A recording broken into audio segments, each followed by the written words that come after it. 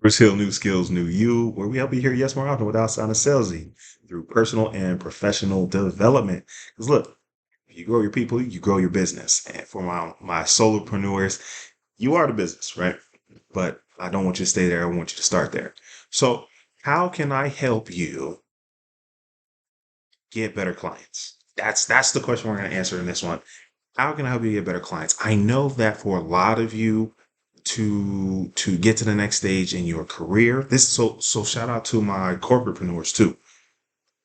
To get a little farther in your career, to grow your business, the biggest thing, that the most helpful thing is capital, is cash flow, right? And this isn't an investment video. This isn't credit TikTok or LLC Twitter. No, what can we actionably do to help you grow your business? Because I know if you have more revenue, you have less things to worry about. I know if you have more revenue, you can invest in hiring people. So you're not a solopreneur anymore. If you have more revenue, you're hitting more goals. Let's say you're a leader of your team, that increases your team's morale. That has upper management paying attention to your requests because, hey, we did this. We need some more so we can go here, right? I think that revenue solves a lot of problems. And I like revenue that comes from clients. So you got to give it back, right? I'm not talking about begging for grants. Those are great, do it, but it's not a sustainable business model, right?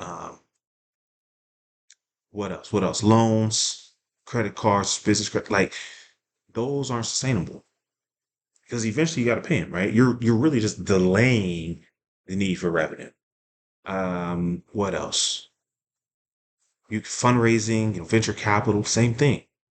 At the end of the day, revenue is the answer. So I'm going to talk about an unexpected way for you to get more revenue in your business. It's actually really simple. And now, simple is not easy. Pay attention. All right.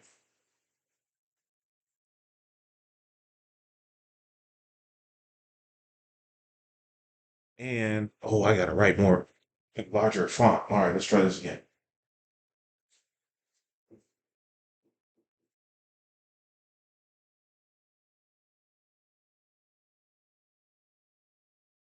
There we go. It's the questions you ask. I think I'm gonna use this whiteboard. Somebody give me a whiteboard for Christmas. If you can ask better questions, you will create better clients. There's three types of questions you need to ask. And all right. And I know I do a whole training on this. So I'll include the link. I don't want to repeat what's in there. I'm only give you a sneak peek that you can say, okay, yeah, I need to dive deeper into this. But I want to give you enough that you can take it and run with it. There's three types of questions you need to ask. So one, you need to ask yourself questions. Some of my favorite questions to ask myself is who is my ideal client? And I'm really surprised at how many people don't have an answer to that one. Because I'll ask someone, say, hey, who's a good referral for you? And they're like, oh, I help authors. I'm like, okay, do you help cookbook authors? They're like, oh, no, we don't help them. Okay, what about autobiographies? No, no, we don't help them. Okay, what about children's book authors? No, no, we don't help them. I'm like, well, who do you help? They don't have a, because they never ask themselves that question, they don't have a good answer. Better questions, better answers. So, questions, the first set of questions you need to ask is yourself. Who is my ideal client? What problem do I solve for them? I only solve one problem. How do we help you hear yes more often? That's the only problem I solve. Now, I have different solutions based on where you are in your life or business.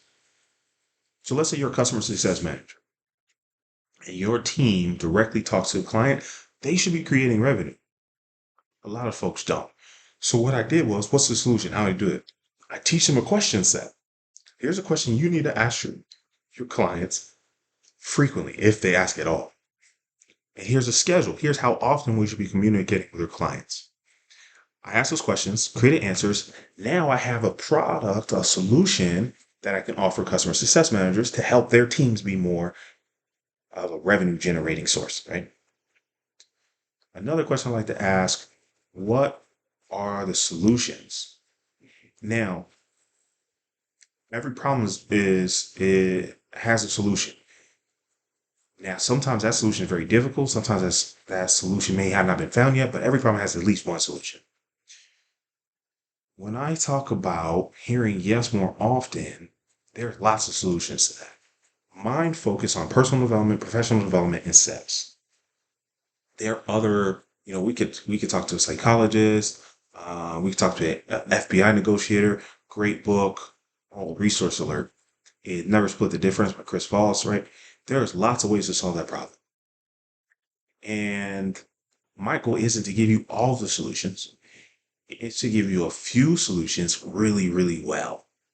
So this is where the first set of questions comes in. What questions am I asking myself so that I can create clarity in my business? Clarity closes deals. Now, the second set of questions. Let's get another color.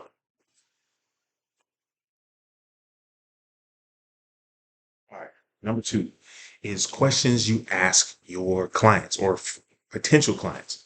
So check this out. We did, maybe I need to bundle this together. We did a training on Instagram Live yesterday, and he had come up with some questions out of Chat GPT. If you're not familiar, it's a generative AI tool. You give it a prompt to give you some answers. And he said, Bruce, what do you think of these questions? Well, three of the questions were the same question with different words. So I'm like, okay. Uh, the other two questions were good, and I just switched the order. And I see this as where, at least for the time being, AI isn't going to replace people.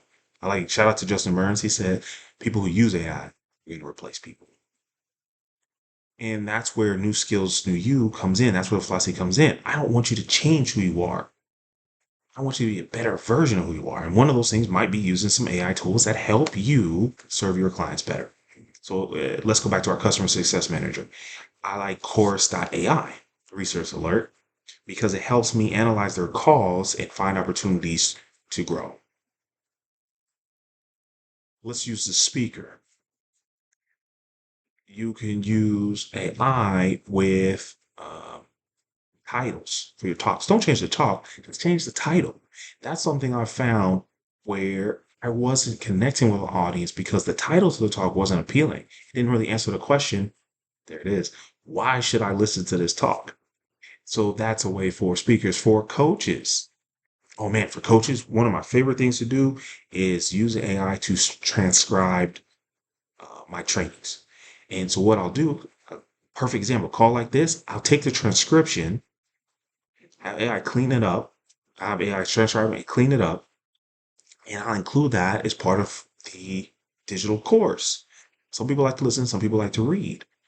They follow on, they highlight notes, whatever the case may be, and text is searchable. It's a little bit tougher to search for part of the video, but I can type in, right, customer success manager, and it'll show me, boom, boom, boom. You mentioned that 4 times. So if you haven't started using AI as a deliberate choice, I'll respect it. But if you're not using because you're afraid, remember, one new skill will change your life. Learn how to use it and then decide, hey, this is for me or this is not for me.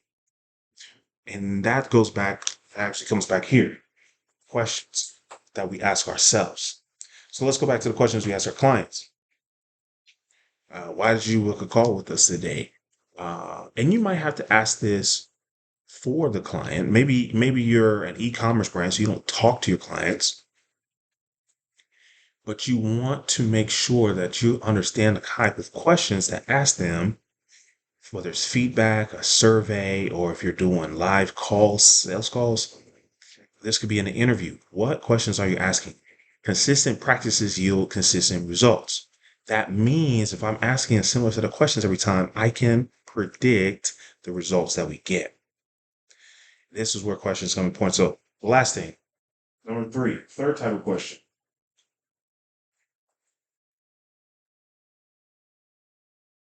is, all right, one, two, three, is what question are the clients asking themselves? What question is the client asking to themselves? So, and what you do, if you think about it, and you can just ask them, they'll tell you. And you want to answer proactively, like in your copy, in your messaging, your advertising, whatever. You want to answer it proactively. So they might say, that's kind of expensive. I wonder if I can get this somewhere cheaper. That's what your client's asking themselves. They might say, will this work for me? That's a big one because it's not the money that usually stops people. It's hesitation comes from not believing, trusting, or having confidence in the value they expect to receive in exchange for their money. That's a whole nother course. We'll talk about pricing. We'll talk about uh, price strategy another time.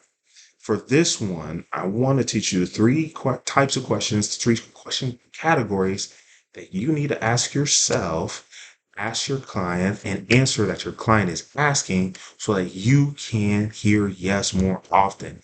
That's how you increase your revenue. Having answers to these questions is how you are going to close more deals. That's how you're going to increase the revenue in your department. That's how you are going to grow your business so that this year doesn't look like last year. All right. I put some trainings below. I'm gonna bundle them together so you can just get dive deep and get results faster. I'm Bruce Hills, New Skills with You. Our number one goal here is to help you hear yes more often without sounding salesy. We're going to do that through your personal and professional development.